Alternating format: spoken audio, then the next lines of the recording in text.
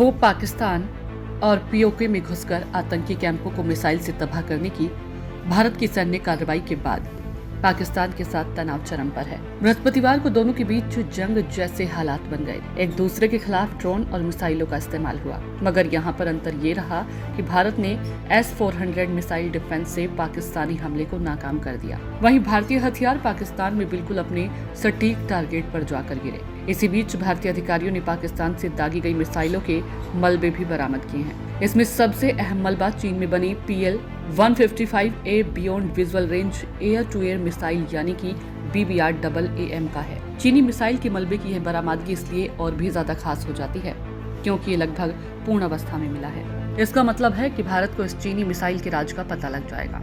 पंजाब के होशियारपुर से बरामद किए गए मलबे में अधिकारियों को महत्वपूर्ण चीजें बरामद हुई। इसमें प्रोपल्शन सिस्टम, डेटा लिंक और इनर्शियल रेफरेंस यूनिट शामिल है। हाल ही में ये मिसाइल का तीसरा मलबा मिला है।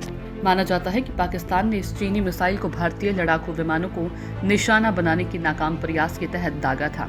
सबसे ताजा मलबा होशियारपुर के ग्रामीण क्षेत्र में पाया गया। माना जाता है कि पाकिस्तान ने इस चीनी मिसाइल को भारतीय लड़ाकू विमानों के निशाना बनाने के प्रयास के तहत दागा था। पहले दो मिले मलबों की तुलना में इस बार मिसाइल काफी पूर्ण अवस्था में है। इस मिसाइल की डिजाइन और इसकी प्रदर्शन क्षमता के बारे में महत्वपूर्ण जानकारी जुटाने में मदद मिलेगी। जानकारी के मुताबिक मलबे को भारतीय रक्षा अनुसंधान संस्थान यानी कि DRDO के पास भेज दिया गया है। PL-15 ही चीन की PL-15 मिसाइल का एक्सपोर्ट वर्जन है। इस मिसाइल में dual pulse propellant rocket motor और एक्टिव इलेक्ट्रिकली स्कैनर रडार लगा हुआ है। ये मिसाइल मैक की स्पीड से 145 किलोमीटर की दूरी पर मौजूद लक्ष्य को निशाना बना सकती है। डेटा लिंक और इनर्शियल रेफरेंस यूनिट मिसाइल निशाना लगाने की सटीक क्षमता को सुनिश्चित करते हैं। मिसाइल का लगभग पूर्ण अवस्था में मिलना बताता है कि यह अपने लक्ष्य को प्राप्त करने में विफल रही या फिर इसका ईंधन समाप्त हो गया। इसके कारण ये बिना विस्फोट के ही जमीन पर गिर गई।